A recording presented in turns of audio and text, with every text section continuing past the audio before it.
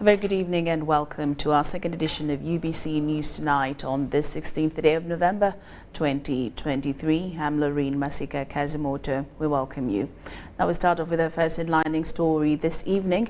His Excellency President Yoweri Kaguta Museveni has advised the youth to love Uganda because it is right and they need Uganda for their prosperity.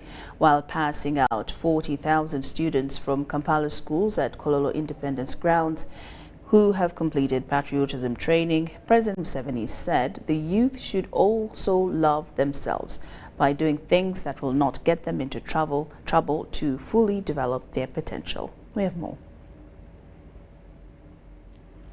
And the guard commander is Chimuri Joram from Wampewo and is in 254 schools from Kampala district have participated in the patriotism training, and students have been passed out by His Excellency the President of Uganda, Yoweri Kaguta Museveni, at Kololo Independence Grounds. The President, accompanied by the First Lady and Minister for Education and Sports, arrived at the function at 1 in the afternoon. He toured the parade that comprised of 55 guards from different schools. Are beginning with the younger people. We love you for that.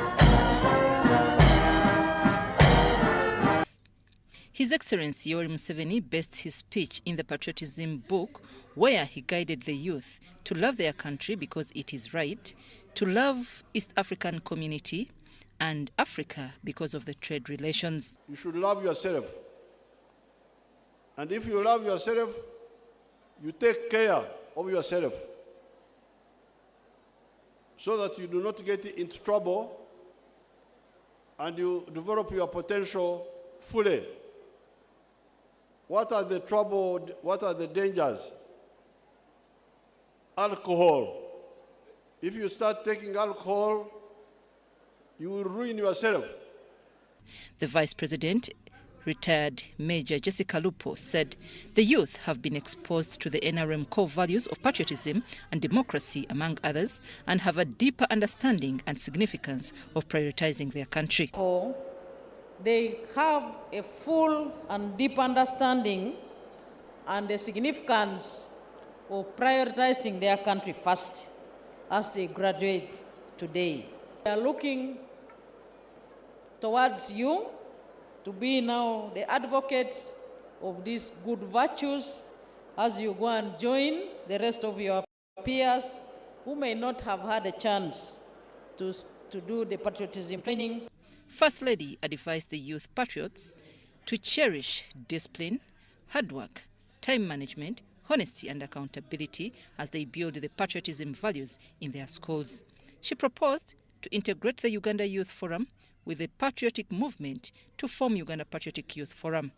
This organization becomes Uganda Patriotic Youth Forum, bringing together more youth who are not only patriotic, but also morally upright, strong on integrity and servant leadership, and are not scared to make sacrifices to stand for what is right. The youth need refinement to make them better citizens. The Commissioner of Patriotism in Uganda, Helen Seku, urged student patriots to keep the skills that they have acquired, including ideology, parade skills, discipline and resilience at their fingertips. With the team, the old team I found at the Patriotism Secretariat, that I intend to train 35,000 students in the 5 divisions of Kampala.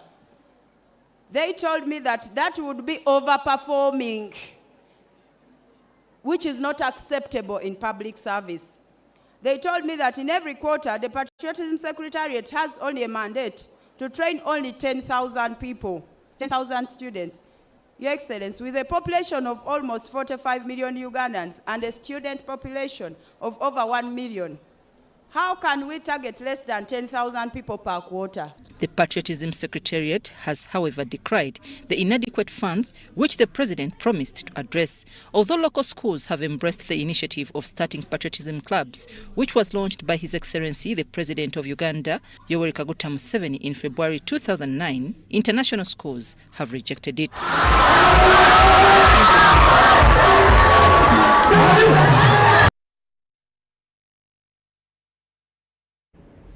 The Minister of ICT and National Guidance is moving forward with the operationalization of the Presidential Directive, which mandates every police station to establish a toll-free line for direct interaction with the public. Minister of State for National Guidance, Kabyanga Godfrey, says that a short code will be assigned following a 7-day survey in the Kasese areas to identify locations with efficient network coverage. Now, Ivan Kahwa reports. Information, Communication, Technology and National Guidance in collaboration with Uganda Telecom, Uganda Broadcasting Corporation, Uganda Communications Commission and NITAU has conducted discussions aimed at implementing the Presidential Directive to provide codes for public use in sharing security intelligence with commanders. UTL, UCC and NITAU have been assigned the task of evaluating the areas in Kasese district and submitting a report on how toll-free lines can be established at every police post along the borders of Kasese. So the president had directed that every sub-county should have a police post, mainly in Kasese, and more especially those ones which are at the border, those 10 which are at the border. This initiative will enable the public to call commanders without incurring any costs, facilitating the sharing of crucial information that often goes unreported due to financial constraints. And that line should be with the commander, the OC of that police post, not with any other person. It should be with someone who can make a decision and deploy immediately.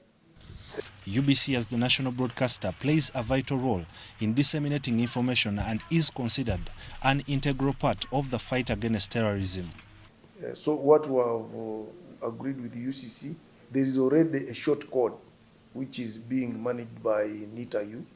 So we have asked NITAU and UBC to work out, and also UTL, to work out modalities, how UBC can be hooked on the short code which is managed by NITAU on behalf of all government agencies. Because now we are trying to decentralize. Regarding concerns about abetting terrorism, the minister emphasized that security intelligence cannot be entrusted solely to the existing toll-free codes. We are very cautious because you can't send any security information to any telephone company or to any code. It has to be a code which is managed by security. And obviously, even us, our agencies will work closely with Uganda Police. The meeting resolved that UTL, UCC and NITAU be granted a 7-day time frame to carry out a survey and submit a report. This report will serve as a foundation for implementing the Presidential Directive. Ivan Kahwa, UBC News in Kampala. Today at the Sheraton Hotel in Kampala, the Uganda Broadcasting Corporation UBC made a significant contribution of 155 million Uganda shillings to support the upcoming Busoga royal wedding, scheduled for the 18th of this month. We have more details on this report.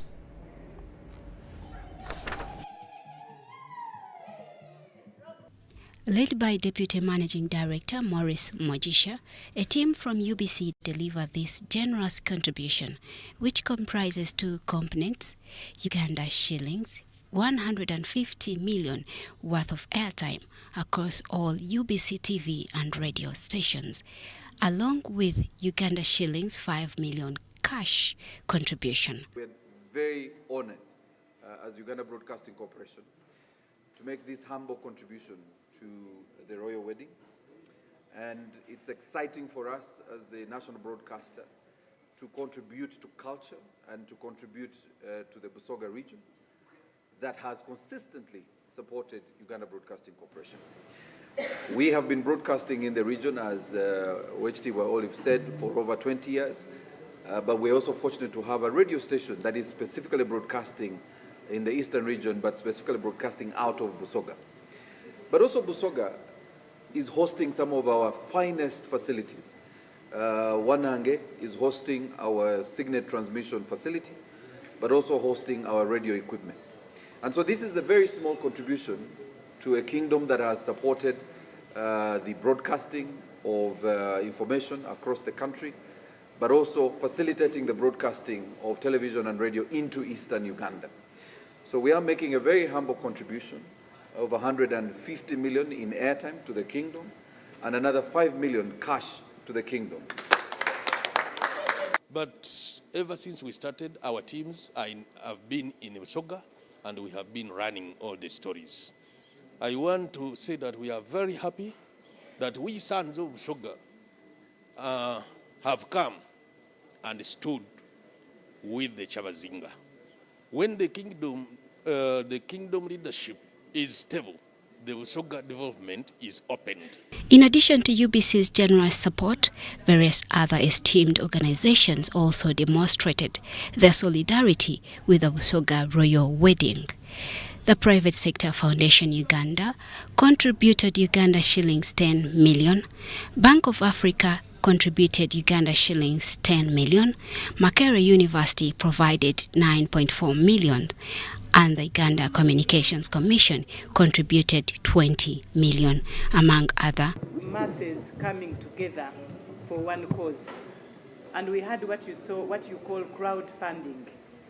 Second Deputy Prime Minister Osman Mohammed of the Busoga Kingdom extended gratitude to all contributors for their support and officially concluded the collection of contributions in Kampala. To extend our deepest appreciation to UBC, Uganda Broadcasting Corporation, who have joined us in the preparations of the royal wedding. We'll start with the church on Saturday, the 18th of November at 10 o'clock in the morning. Then thereafter, we shall have a reception at 2 p.m. at Igenge Palace. This significant support from UBC and various other organizations marks a collective effort to celebrate and honor the upcoming Busoga royal wedding. Contribution could only have been made possible through the support of government that continues to support UBC in facilitating the development of our transmission sites. And Jane Nyiramchia reporting for UBC. Now, the Ministry of Health, together with Qatar Center, has declared Hoima and Chikube districts free of river blindness in Wambabia Ramarongo focus. The Ministry of Health officials say that post-elimination surveillance will continue in all affected areas until Uganda is declared free of river blindness by World Health Organization.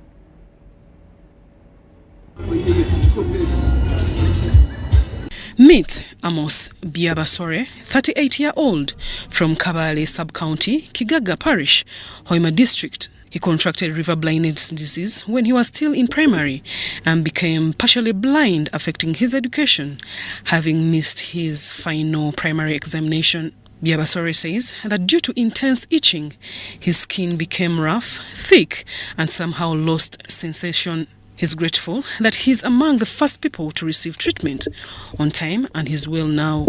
But now, I'm okay. I can see my body is okay because of the Qatar Center Uganda. After numerous studies and surveillance in the affected communities living near a river where black flies breed, the Ministry of Health, together with Qatar Center and the district leadership of Hoima, celebrated the elimination of river blindness in Rambabia, Rarongo focus in the two districts. After assessing the communities here and assessing the rivers, that there are no more flies carrying the parasite and the people were not carrying the parasite, and the focus was declared to have eliminated transmission.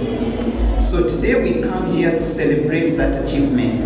However, in this region where we are, in Useluka sub-county, it is not very far from Lake Albert, so the local leaders have reported that they are still struggling with bilharzia, and bilharzia is one of the neglected tropical diseases also that the Ministry of Health is controlling. Through river dosing with a bait, we eliminated the black fly up to today, and eventually, with achievement of high treatment coverages, river blindness has been totally eliminated. We have done post-treatment surveillance and confirmed the disease is eliminated.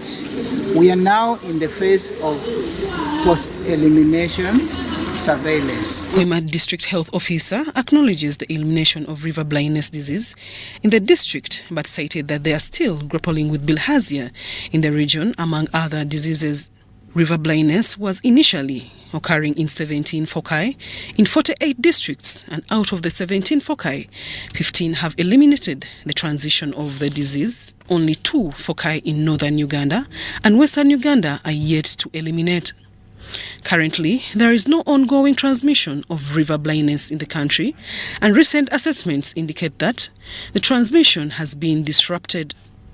The district leadership of Hoima and Chikube districts urge the communities not to lower their guard and to be vigilant to report any suspected case of the disease or black flies. Zahara Abigaba, UBC News.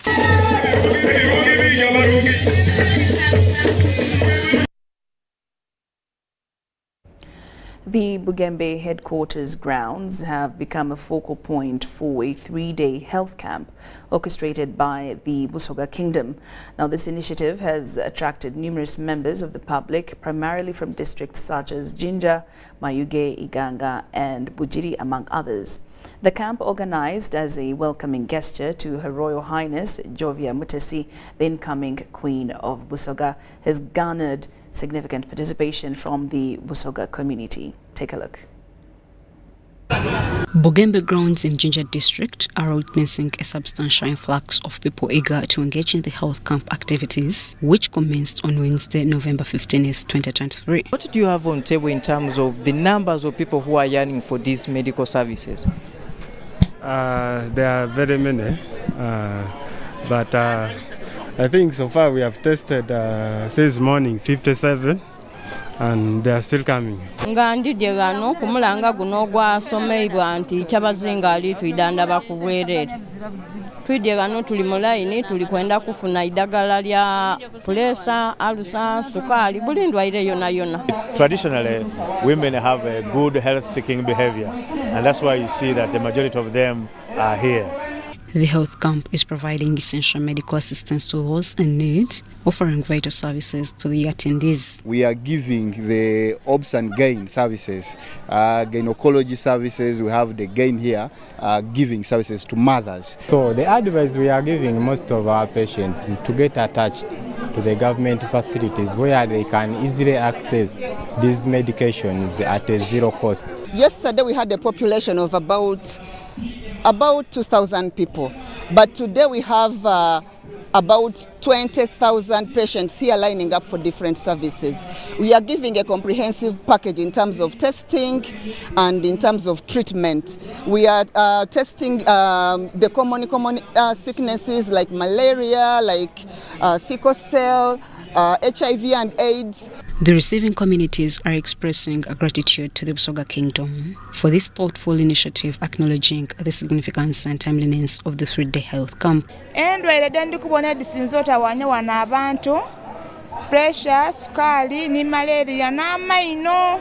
Tekateke eno yatuwaire olunaku lwa leero tweyanza ino yebale ino yebalire irala. This is basically something that the Kyabazinga wants, because one of his pillars is having a health Busoga, and it is attributed to the hard work that is being done by the structures in Busoga. The cabinet ministers are very, very active people. With our prime ministers, we also have structures that cascade into the communities, which are providing a lot of work in Busoga Kingdom. As the kingdom prepares for the royal wedding scheduled for November 18th, 2023, this health camp stands among various activities taking place in Busoga. This is courtesy of our new queen, Her Royal Highness Jovia Mutesi, dedicated this camp to the people of Busoga as a welcome gift that she's offering the people of Busoga, but also ensuring that the people of Busoga are okay. They don't have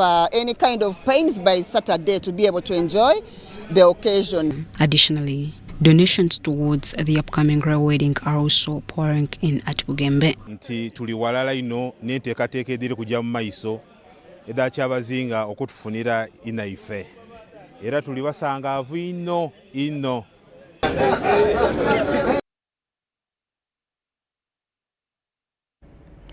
Uganda AIDS Commission has committed to rally its partners to intensify HIV primary prevention messages with the aim to reduce on the number of new infections. This comes after the annual Joint AIDS Review Report of 2022-2023 that has revealed that new HIV infections are not reducing and that young women and girls account for the highest number.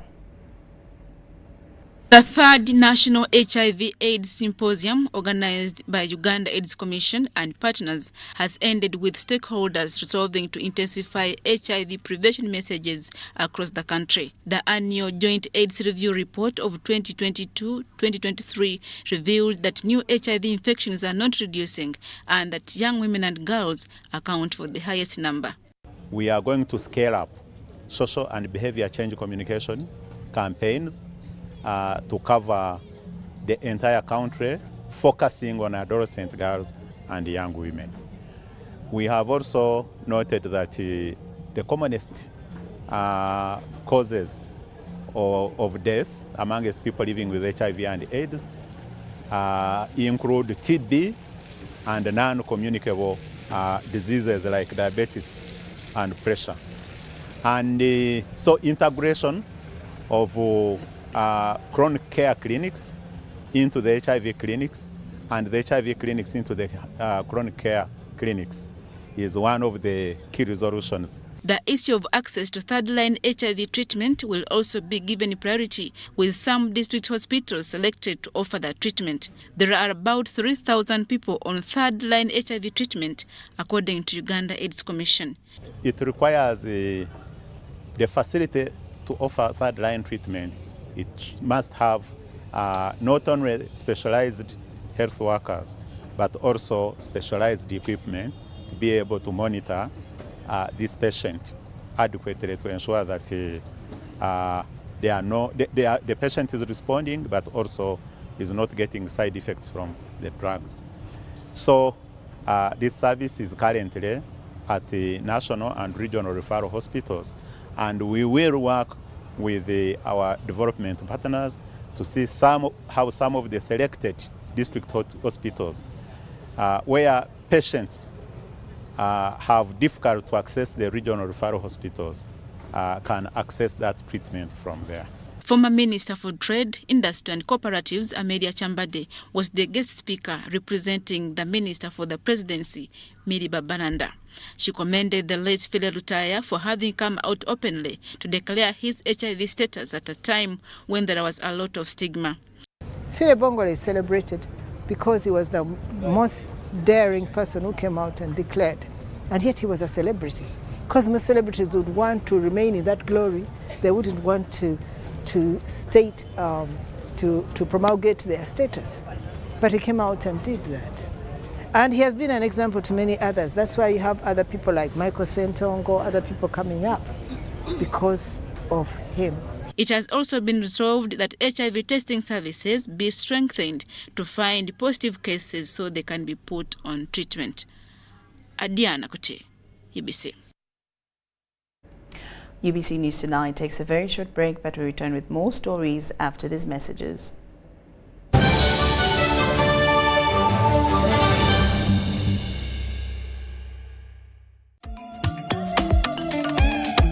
Jovia. Ng'oyolekera ku lugendo luno olw'obulamu. Nkuwa ekirabo eky'amaanyi agatazizibwa. Amaanyi okulabibwa n'okuwulirwa mu mawanga ag'ewala ennyo. Okutuuka buli wamu nga yadde togenzeeyo. Ensi yonna ng'ekuli mu ngalo.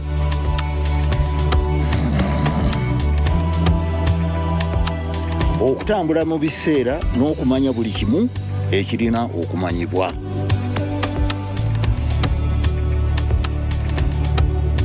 Jovia, kino kye kirabo kyange gy'oli. Tewali kumuko ki ky'osobola okukola ku mukutu nnandameggwa ogwa MTN.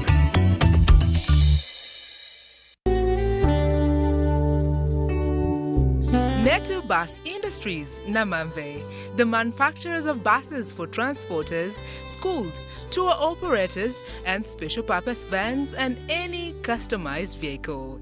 Metu Bus Industries offers a range of buses known for safety, comfort, and reliability. Depending on your needs, a bus can simply be a point A to point B people mover with just seats, or a special design that includes power outlet, Wi-Fi, television, refreshment center, and any other specification. Buy your buses from Metu and support industrialization of Uganda. Contact us on 0788 118586 or 0782 030303. Email us metuafricabus@gmail.com. Visit our website www.metubusafrica.com.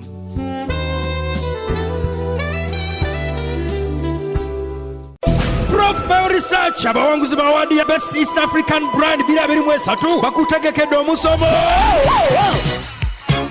The Great Sundowner 8 Sata zimera kumiti okukubira okubanga 26 November paka nga 2 December Wikotorio Mall Hall Rooftop omusomesa waffe yomukenkufu Jansi Julius ekyuma kiwagala kyuma musansi ne tekinologiya mwe muli okola ebigimusa okuva mu pampa z'abaana n'enjazi za Vermiculite okukamula omubisi mu menvu ng'embidde ng'okozesa ekyuma okutandikawo obukolero ng'okukola sabuni wa habo n'okukola ebibiriiti kugateka ennima ey'omulembe ng'okulima ekitiko okutukwa abakadde kanodama mushroom okulima ensogasoga jangu oyiga okugatako omutindo gamba ng'okukola ebizigo n'omubisi okuva mu kigagi okukamula butto mu nsogasoga nga tiketi ya mitwalo 10 ng'ofunirako tule y'amagi ga safrani n'ekitiko kya ganodama saa 3 ez'okubakya nga tutandika buukinga tiketi yo ng'ogigula ku mobile money ku noti 7 noti 3 152 African Airline Association, in conjunction with Uganda Airlines, presents the 55th AFRA Annual General Assembly between the 19th and 21st November 2023 at Speak Resort Hotel, Munyonyo,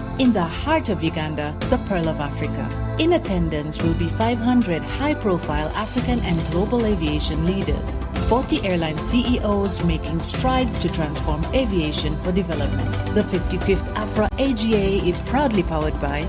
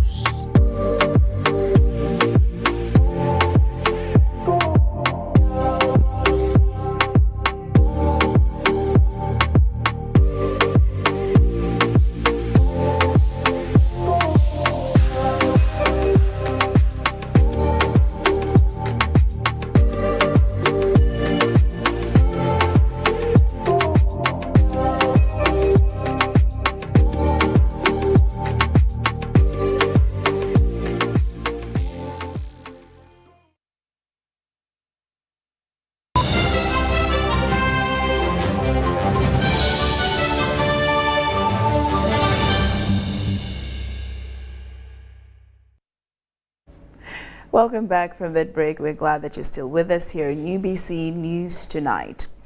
In more news, to mark Africa Statistics Week 2023, the Uganda Bureau of Statistics, UBOS, orchestrated a pivotal workshop uniting government communication practitioners to enhance their grasp of integrating statistics into public communication strategies.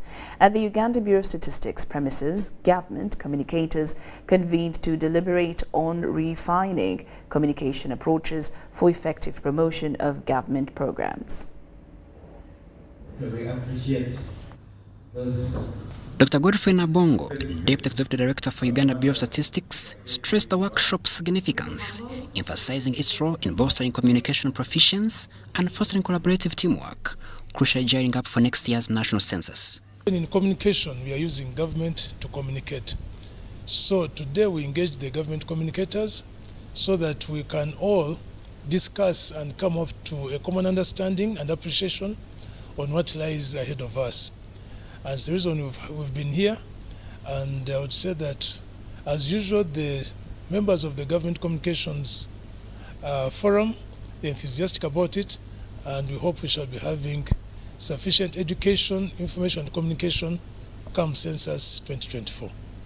Moses Watassa, Commissioner of Communication and Information Dissemination at the Ministry of ICT and National Guidance, highlighted the indispensable role of data and statistics in shaping impactful communication. You can't have a proper message unless it is anchored in facts and figures, like I said, and statistics is central to facts, because statistics is facts in data form.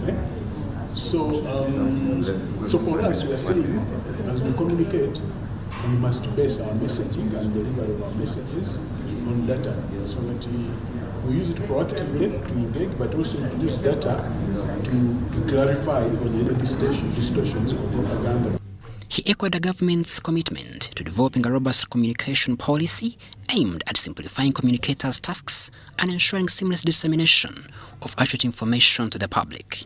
So proactive, digital, but also automating, because government records, a lot of them are on paper, which can be cumbersome to manage. So we're also going to build software systems which host all government data, statistics, documentaries. So if you are from the media, we give you access rights. The workshop concluded on a note of collective empowerment and collaboration among government communicators, poised to amplify the promotion of government initiatives through refined communication strategies and statistical integration. Crispus Arinitwe, Justin Nakami, UBC News.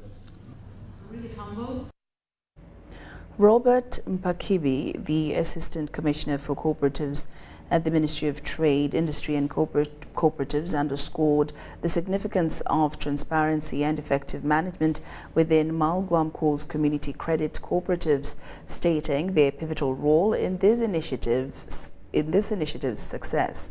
Addressing leaders at a training session organized by the Uganda Federation of Community Credit Cooperatives at Colpin Hotel in Kampala, he highlighted the importance of adhering to cooperative laws to tackle financial handling challenges.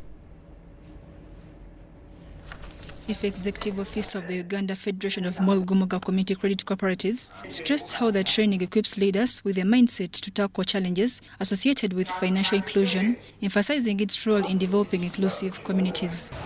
There are many opportunities in our communities. There are many resources that can be tapped to bring about community development and community transformation, but we are lacking leadership in communities. Giving skills to leaders, skills on how to manage their financial cooperatives, skills on how to build high-performing teams, skills on how to identify and manage risks, and skills of working with other stakeholders to ensure that everybody is involved in this drive of financial inclusion.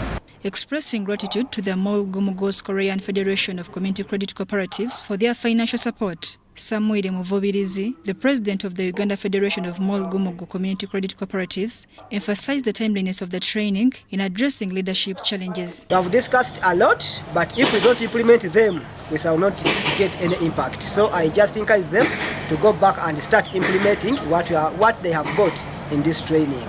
Leaders who participated in the training expressed optimism, noting the acquisition of skills vital for fostering inclusive communities within the framework of community credit cooperatives. As we go back, every MG is going to sit down, check ourselves, everyone check yourself. Where am I good, where am I bad, where am I reluctant? Then we go forward. Add more benefit to the leaders, develop leadership skills to the leaders, and actually develop MGs respectively.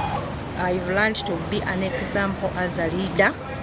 Drawing participation from 9 parishes in Mulgumugos from Piji and Mitiana, the workshop's overreaching focus centered on nurturing leaders from inclusive communities within the realm of community credit cooperatives. Mary Namkose, Robert Waita, UBC News. At the inauguration of the Rally Uganda Strategic Plan 2023-2026 and the commencement of the Rally Uganda 2023 country convening, Ms. Frances Atima, the Director of Education Standards at the Ministry of Education and Sports, urged educators and partners to embrace collaborative teaching methods to enhance the quality of education in the region. We have more details in this report. The efforts of the Regional Education Learning Initiative Uganda and encouraged regional partners to align with Uganda's new strategic plan. Values, skills, because it's not values that make us what we are. That if you recognize that what you're going to do has an impact, it all surrounds around values. That's why even in the lower secondary curriculum, we're focusing on generic skills, and these are really values. So our teacher of the 1960s, most of them were really attaching a lot to their work. And I think by then the issue of values was really very, very paramount as a teacher. The three-day Rally Uganda country convening attracting participants from Uganda, Kenya, Tanzania aims to deepen engagement with Rally Uganda 2023-2026 strategy. This event seeks to facilitate the realization of the strategic plan and establish a movement advocating for quality education for all children. This is what the strategy provides. It's no longer just talking, it's really having the commitment, having members affirm that this is an agenda, this is a movement to change the education sector in the country. It really stands for what the context in Uganda and East Africa is. We understand there are so many international partners, but oftentimes the voice of the Ugandans, the voice of the locals is somehow missed along the way. So we end up with maybe policies that are not very contextualized to our environment. More or less just collaborating a lot more.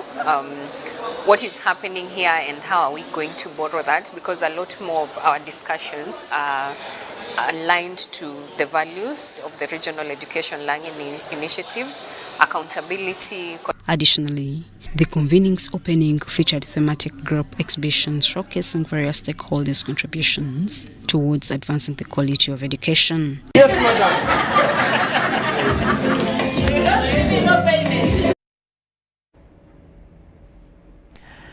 Members of the Kampala Kawempe Women's Traders Circle narrowly escaped injury during a seminar organized by the Minister for Kampala, Minsa Kabanda, and the State for Microfinance, Haruna Kasolo, when a sudden hailstorm blew away the tent they were gathered under at Holy Family Catholic Church, Sub-Parish Gardens in Kawempe.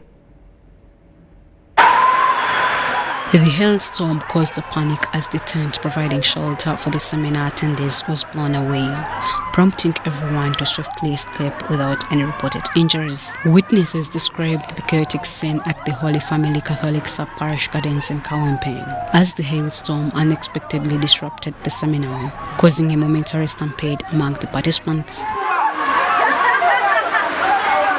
Despite the unfortunate incident, the seminar attended by over 100 leaders from cooperative societies under the Kampala Kawempe Women's Traders Circle continued. However, the two ministers were represented by their delegates. Representing the State Minister for Microfinance, Haj Abdul Bisaso, from the Ministry of Finance commended the circle members of their vision in combating poverty. This union is going to help the government in ensuring that all people that were in various associations and circles around Kampala, they are all in one umbrella. This umbrella is going to help lobby for their members, scholarships, funds from government and any other associate organizations, and very many other things that may help them grow. He urged the public to emphasize collaboration within cooperative societies. Additionally, he advised the circle members to consider reducing interest rates for loan applicants to ensure wider access to loans at lower rates, affirming the government's commitment to support them. Our being here was basically to train them on how to manage their circles, how to form proper leadership, how to manage their finances, and also to encourage them to see how they can do jointly businesses, and in togetherness we believe that they will be united and also gain from their coming together. Margaret Tuseme, chairperson of the SACCO, and members expressed gratitude to the ministers for organizing the seminar, recognizing its importance in preparing them for potential government financial support. Bino sibyo yabyanswanga era bwabagambye nti bazenga basuubiza ne batakola ebintu byakyuseemu tugenda kufuna ssente ekyo mubeere kushuwa winga mu kifo kyembadde ndimu nsobola okudda ku kifo ekirala kubanga ngenda kuba nfunye enkulaakulana okuva mu bakulembeze. Okutira omulanga eri bakyala bannange okubeera nga tujjumbira okuba obumu tukulaakulane tusobole okututumuka tuve mu mbeera ey'obwavu. Fred Kaswante compiled the story. So government has commended dairy processors for transforming the dairy sector through adding value to the milk that has since seen a tremendous growth in the country's dairy export revenues. Currently, Uganda produces over 3.8 billion litres of milk, majority of which is processed and exported as UHT and yogurt in outside countries. We have more details. This sector is one of Uganda's export ventures that has since earned government billions of shillings in the years following the establishment of dairy processing factories in the country. So value addition increases on the shelf life or the keeping life of milk. For example, we have products like UHT, which we can keep for 3 months or even 6 months. So you see, you can keep milk like now during the rainy season and be able to sell it during the times of scarcity. Uganda is estimated to be producing over 3.8 billion litres of milk per annum, some of which is consumed in raw form, while the rest is processed into various products, including UHT, cheese, yogurt, among others. So that means we started buying raw milk from the farmers and then processing it, adding value to it. So it has benefited the farmers in a way that they are now selling their milk in bigger quantities, and they are selling their milk at a higher price than before. Besides processing milk into exportable products, processing factories have managed to create employment opportunities to Ugandans, but also boosting the development of the areas where they are established. I came here after my education. After my education, I went to the village. I was suffering from the village, of course, you know, village life, no employment, you're there redundant, you have nothing to eat, you're just there like that. But when I came here, all I can say is that I found peace. The establishment of dairy processing factories in the country has in the long run minimized issues to go with milk price fluctuation. A litre of raw milk that used to sell at 300 shillings is now sold at 1,500 shillings at farm gate. Upon adding value, a litre of milk, according to the experts, currently goes up to 7,000 shillings. Currently, or a litre of raw milk is going on average for 500 farm gate price. Those are 2 litre, 2 cups, 1 litre. But if that one is converted into yogurt, for example, you will find a half litre 500 ml cup of yogurt is going for about 3,500. So a litre will go for 7,000. So you can compare now. Raw milk is going for 500, but a litre of yogurt is going for 7,000. Before they were established, dairy farmers had started diversifying into bull fattening and other ventures, having realized a drastic drop in returns on investments. But farmers have since been re-energized, and many are currently redeveloping their dairy farms, and some are individually adding value to their own milk. Era tutukanga omuntu nti nigasita ndala mukaaga 5 6 3 ash onige yes ngaho bakubuza nga bamubuza merchant code nga tumukuba ata mu 7 bino olumalirizawo ngata amwe sente dali kuwayo kumbaga ya mwenemu sawa yeneyo nga kyabazinga amwebaza nga tweyongere kai tujja mu kyalo ekindi ekikoba embaga olunawa luti nga mwira tulija kumala kai tweyongere emyezi mukaaga nga tukasomesa abantu momope baba embaga ya mwenemu eriyo nga 18 kai emyezi omukaaga gyoli kwongeramu ojaji oyidine bya momope abantu yembi kyeyo nayo nabandeta momo ono ne bibali kumpaka ne bya momo pa bidi kyama kupiki ojo bisomese muleke musoniwe tyamaja baba tuka bulungi simbule embalasi asumulude momo nyabo pay or shop with MTN Momo and get cashback every week. It's free of charge. Use the Momo app or dial *165*3#.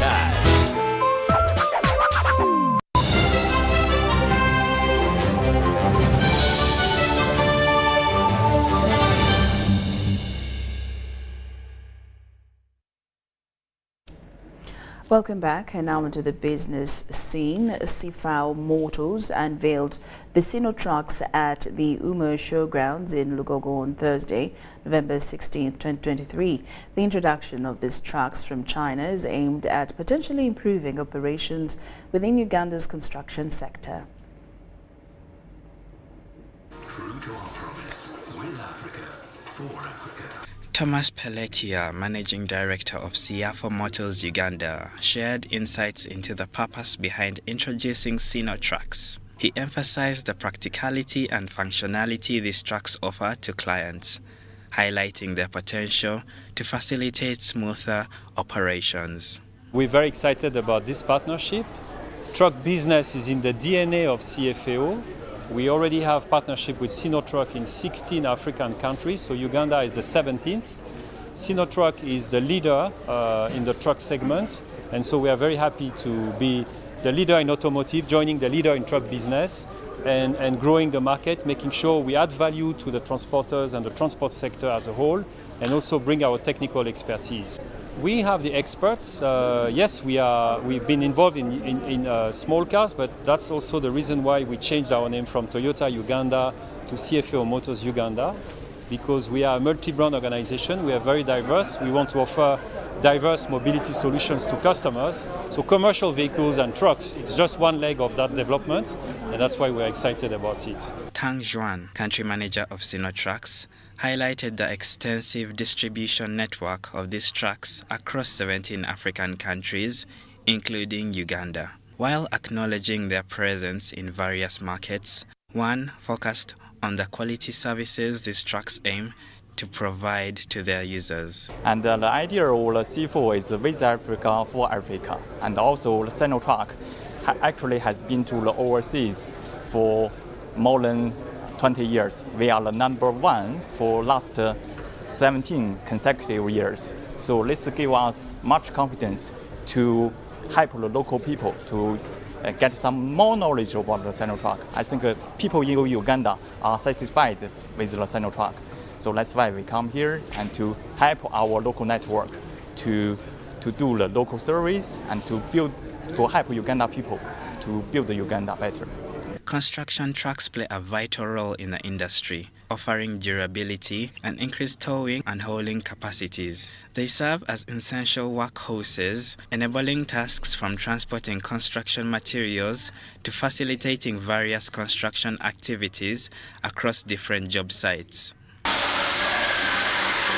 The launch of Cenot Trucks by Siafo Motors marks an attempt to provide an alternative option for those engaged in the construction sector. These trucks aim to contribute to the industry by potentially offering enhanced capabilities and functionality. Marshall, Miro, UBC News.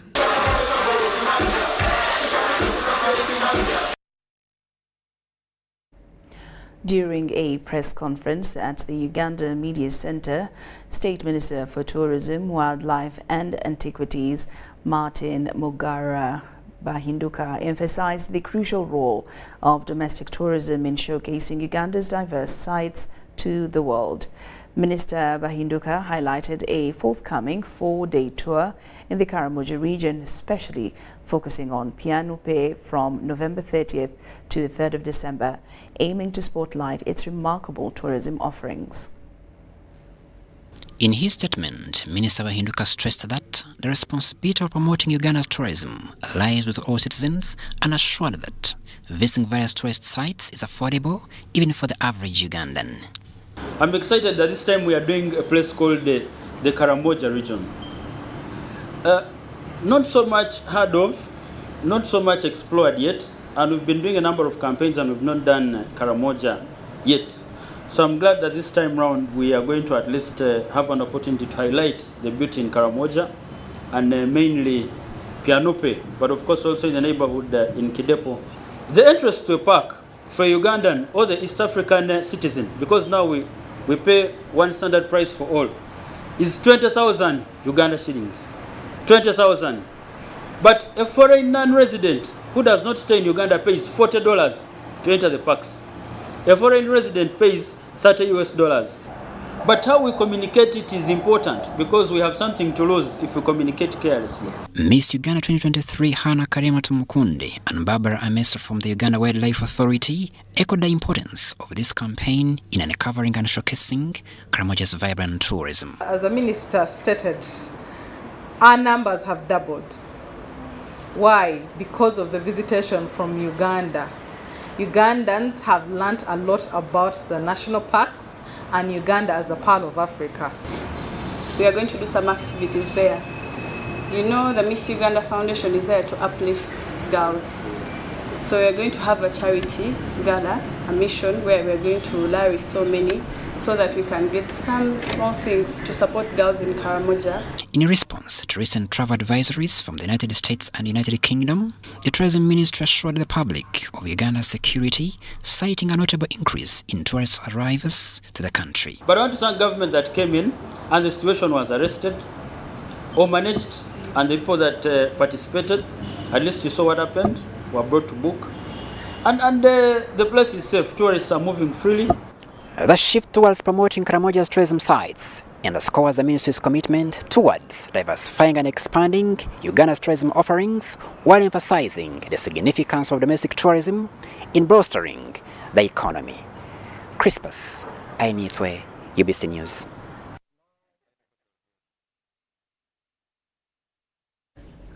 Thank you, Crispus Ainitwe, for that report. Now, in more news, member states under the Northern Corridor Transit and Transport Coordination Authority have convened to streamline policies aimed at facilitating seamless movement of goods and people along the Northern Corridor. Now, during the gathering held in Kampala, Omaye Nyarandi, the Executive Secretary of the Northern Corridor, emphasized the necessity for a multimodal transport system conducive to fostering trade development among these nations. Nyarandi highlighted the challenges faced by the Northern Corridor states, emphasizing that successful policy implementation would pave the way to trade development. The states comprising the Northern Corridor includes Uganda, Kenya, Rwanda, South Sudan, the Democratic Republic of Congo, and Burundi.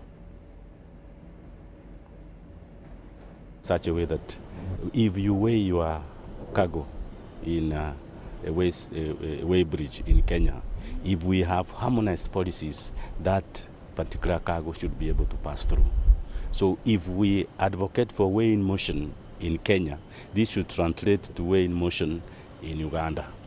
There are particular laws that are still not been harmonized, which might bring issues like what you are saying. And we are working on harmonization of such policies as one of the mandates of Northern Corridor. Activity opening particular areas. You could easily be exporting to Ethiopia from Uganda here if we had a good communication through the Northern Kenya. And that's what we are saying. Can we have interland connectivity to assist our members so that what we'll be looking for is how do we have a regime of maintenance of these roads.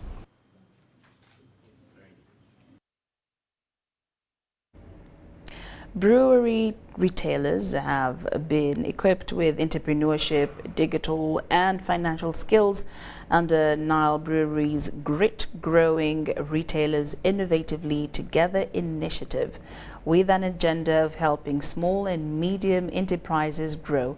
Over 100 retailers attended the 3-day training session in Kampala, funded by Nile Breweries in partnership with MTN Momo.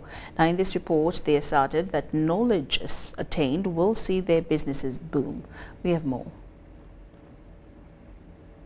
Employs up to 4 people with an annual sales or total assets not exceeding Ugandan shillings 10 million. Small enterprises employ between 5 and 49 and have total assets between Ugandan shillings 10 million but not exceeding 100 million. According to the Uganda Bureau of Statistics, small and medium enterprises contribute to a portion of Uganda's engine of growth, accounting for 90% of the business sector and employing over 2.5 million people, contributing approximately 20% of the country's gross domestic product. However, a wide range of people running these small and medium enterprises lack formal knowledge on how to operate and manage their businesses, thus creating imbalances in the sustainability and performance of their businesses. But very often, some of these people have not had proper training or formal education in business management, and they learn on the go, which works and is good. The experience, practice makes it great. So, but we understand that there is a gap that we can help fulfill by bringing proper technique on how to conduct business. In a bid to bridge the inadequate skills among other pressing issues, Nile Breweries has organized a 3-day training for SME retailers. Adi Rando, the managing director of Nile Breweries Limited, is optimistic that the knowledge will empower the retailers to bring their businesses to steady progress. We have a large amount of expertise in this field, which is retail management. And nothing more appropriate than for us to be able to share this knowledge and help develop the skills of the people that we interact with on a regular basis when we service them through sales and delivery of our products. That way they could be better at managing their business, better at making the right decisions so that their business grow. The training focuses on empowering retailers with digital financing and reduces business risks for an effective business management, as MTN Momo's corporate sales manager John Ronald Isabie elaborates. Realize that right now the world is changing. Businesses have to be digital, and that's why we are here to enlighten them about digital payments, and we have the means to ensure that they do their businesses risk-free, they get their money on time, and they have visibility over their businesses by having merchant codes and using Momo Pay. Beneficiaries shared their expectations from the training.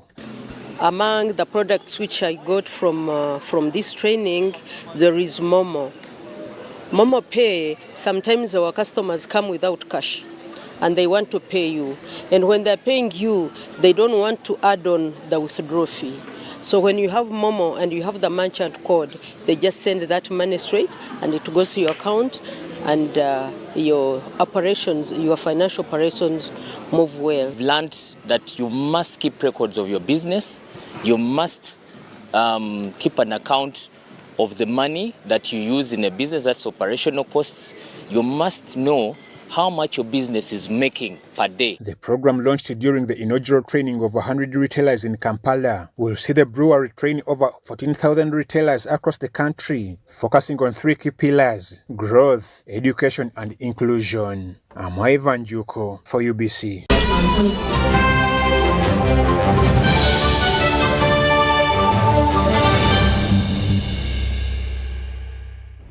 And now to the world of sports. As non-communicable diseases continue to claim lives, Uganda is intensifying efforts to enhance fitness and overall well-being among its citizens, aiming to combat these health challenges.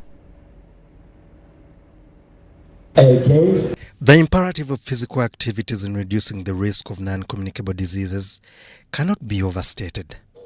According to the World Health Organization, over 41 million people worldwide succumb to these diseases annually, prompting a critical need for protective measures. While the Ministry of Education advocates for physical education in schools, there is an emerging recognition that the working population requires increased access to exercises.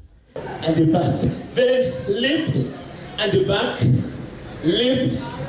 Now we're going to do it like it's a whole dance routine. Conditions like diabetes, high blood pressure, and heart attacks, which have become prevalent, could have been averted through regular physical activity. Amidst the usual marathons and recreational runs, the emphasis now is on integrating physical education into daily routines. Encouraging Ugandans to take physical fitness seriously on a day-to-day basis is crucial in combating the rise health risks associated with a sedentary lifestyle. Illness, like I said, is a debilitating thing. First, debilitating at an individual level, but also at a community level. So societal, community as well as national.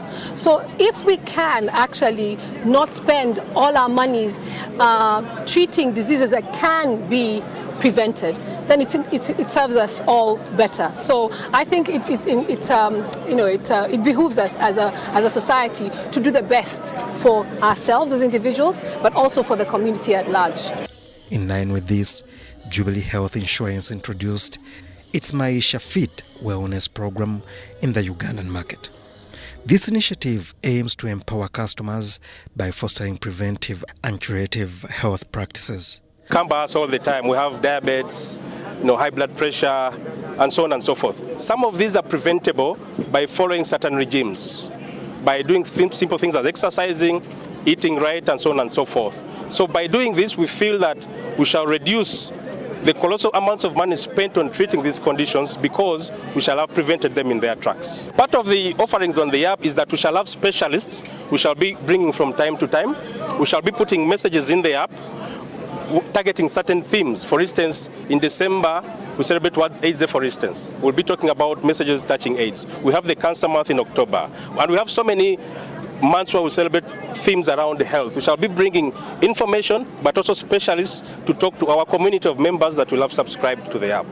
The program also fosters a community where individuals can engage with peers and medical professionals on various health topics, including nutrition, lifestyle management, maternal health, and mental well-being. The campaign emphasizes activities like walking, running, or cycling, promoting increased energy levels and overall vitality. The goal is also to enhance the quality of life by making fitness enjoyable and accessible. Recent research estimates that 39% of deaths in Uganda are attributed to non-communicable diseases. Moreover, the probability of premature death from these diseases for every Ugandan citizen stands at 22%, underscoring the urgency for lifestyle changes. In summary, the focus on promoting physical fitness and healthier lifestyles is paramount in mitigating the alarming impact of non-communicable diseases on the nation's health.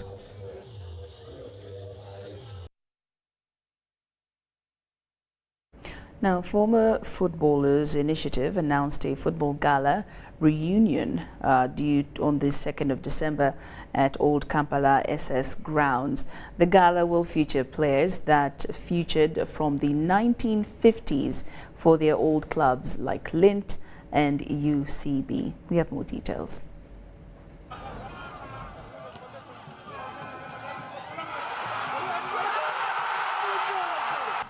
Since 2013, women's football in Uganda has stepped up a gear with a vibrant league that has produced players in the international arena.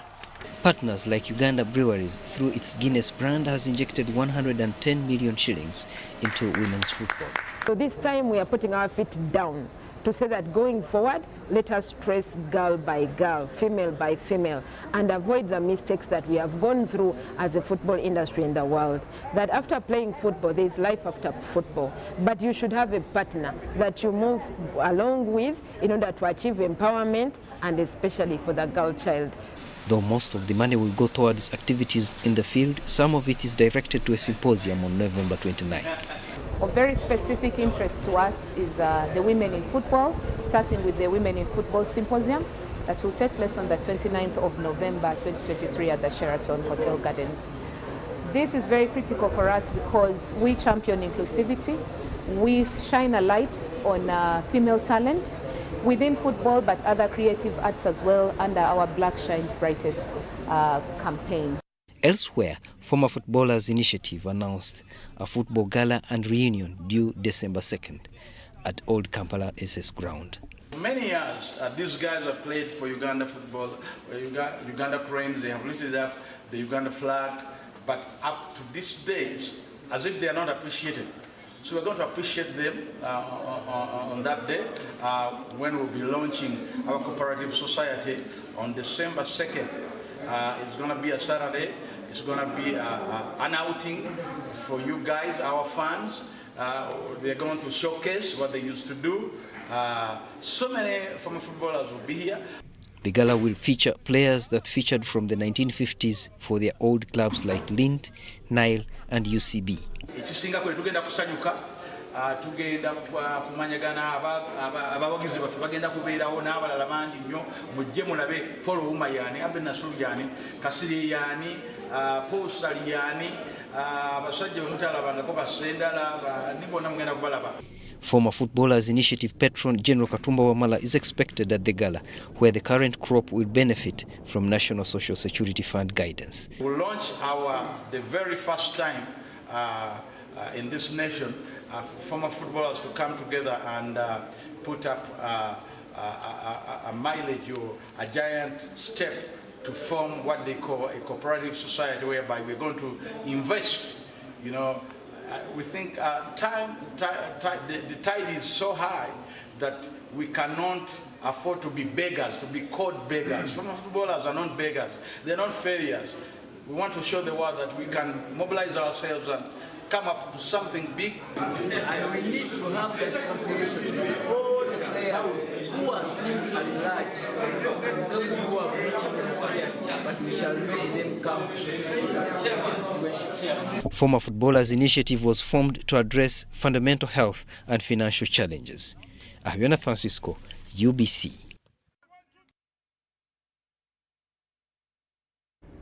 And that story brings us to an end. Thank you so much for your company. We do appreciate it. Now, on behalf of the team that works tirelessly behind the screens and myself, we wish you a good night.